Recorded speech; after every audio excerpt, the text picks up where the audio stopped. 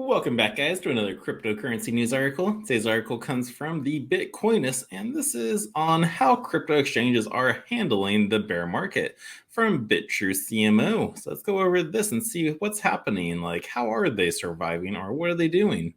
As the crypto bear market rages on, investors have had to deal with multiple exchanges and platforms limiting/blocking withdrawals due to extreme market conditions. I think I heard something with Coinbase going on a couple of days ago, but let's see if they talk about that.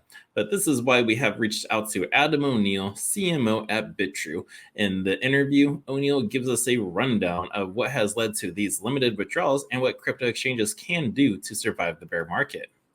The Bitcoinist, can you give us a rundown of what Bitrue is and what it is you do at the company? Adam O'Neill responds, Bitrue is an all-in-one cryptocurrency platform. It focuses on the interests of individual users. Essentially, our mission is to provide people worldwide with viable options to build up their wealth, an opportunity that becomes closed off within the traditional financial systems. As the Chief Marketing Officer at Bitrue, I oversee all our events and communications with users.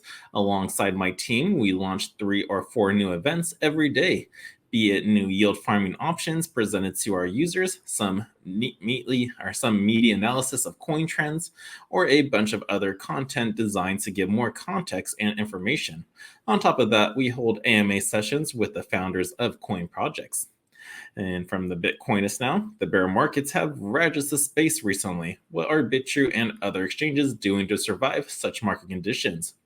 Adam O'Neill replies, the key to survival in a bear market is preparation. For anyone in the crypto industry for a while, we now know that the markets go through periods of prolonged growth followed by sharp retractions. Generally, following the price trend of BTC, we have had good growth since 2020 or so.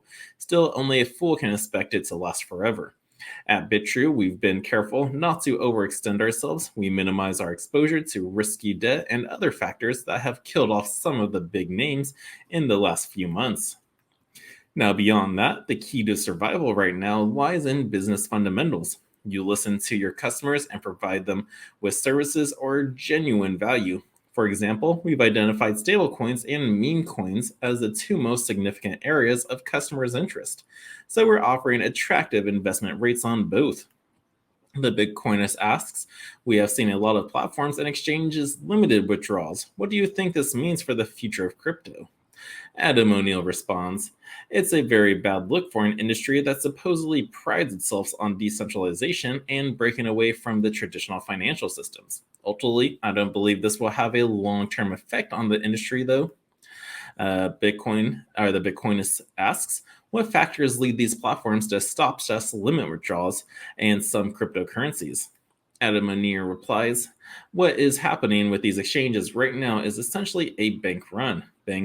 Banks operate on a fractional reserves process wherein they only keep a portion of the debts they owe to their customers as liquid assets, with the rest going to things like real estate and other illiquid investments that benefit the bank. If customers suddenly start to withdraw a lot of cash, the bank cannot find cash back for their customers. The same thing is happening in crypto right now. While we are seeing more people returning to the old system mentality of not your keys, not your crypto, and opting to keep their assets in their own private wallets, the Bitcoinist asks, what is the opinion of the Bitrue team on how exchanges should behave during this crisis? Adam O'Neill says, exchanges are big businesses now, and they have many ways to entice users to come back to them via credit card cashback, staking options, convenience, etc. When a crisis occurs and snap decisions are made for millions of dollars, many people lose sight of the human element. There is no such thing as a small or large amount of cash because different amounts have different significances to the different people.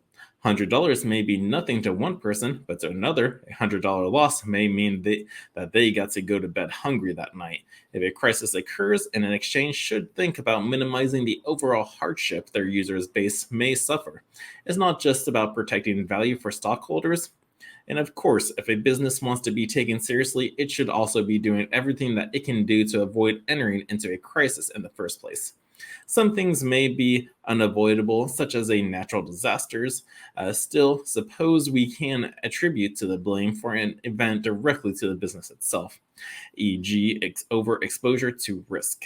In that case, the business should absorb as much of the loss as possible, minimizing the effect on the customers. And also from the Bitcoinist, they ask, what are the possible consequences for the crypto market and would it ever recover?